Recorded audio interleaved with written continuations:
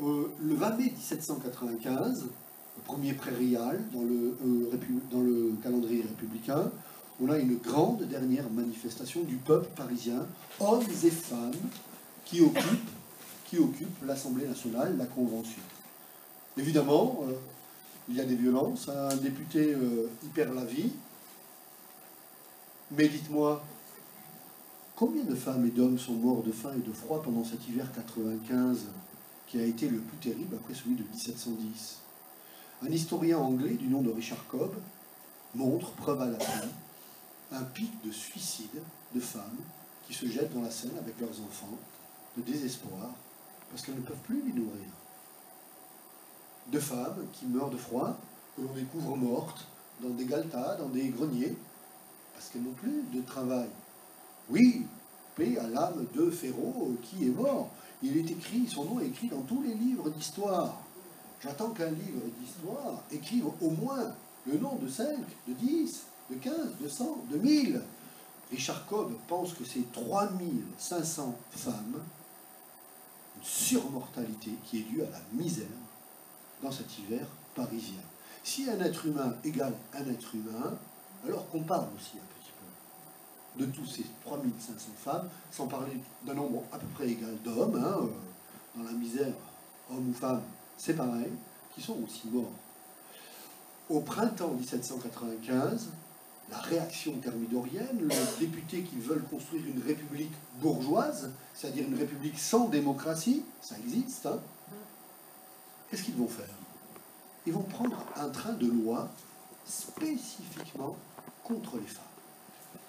En quelques jours, au mois de juin 1795. 1. On va interdire aux femmes de se réunir à plus de 4 dans la rue. Ah ben, si vous connaissez la rue et la vie parisienne, vous pourrez m'expliquer comment on pourrait empêcher 4 femmes de se réunir dans la vie et dans la rue parisienne. Et ça, je voudrais voir quelle police serait capable de faire ça. C'est impossible. Mais n'empêche que la loi l'interdit. Pas plus de 4 femmes ensemble. Oh, plus de 4 femmes ensemble, c'est dangereux pour l'ordre public. Première mesure. Deuxième public. On exclut, de par la loi, les femmes des tribunes de l'Assemblée. Parce que les femmes vont s'y faire. Les femmes crient.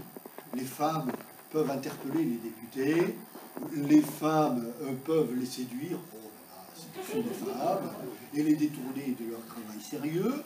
Donc, les femmes exclues de l'Assemblée et des tribunes de l'Assemblée. Deuxième mesure. Troisième mesure. Toutes les femmes dont le mari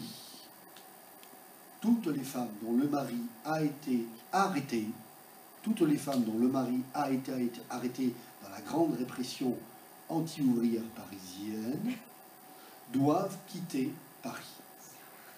Toutes les femmes dont le mari a été arrêté doivent quitter Paris. Quatrième loi, toutes les femmes qui ont été repérées dans les manifestations de Germinal et Prairial de l'an 3 et qui ne sont pas nées à Paris sont exclues de la ville de Paris. Il y a tout un autre train de lois contre les hommes. Mais ces 4 lois sont spécifiquement anti-féminines, sont contre les femmes, et démontrent d'une certaine manière, vous savez, la loi c'est toujours un creux, il y a toujours un positif et un négatif dans la loi. Dans ce négatif de la loi, quel est le positif? Ça veut dire que les femmes étaient bien présentes et qu'il fallait prendre des mesures policières pour les faire taire.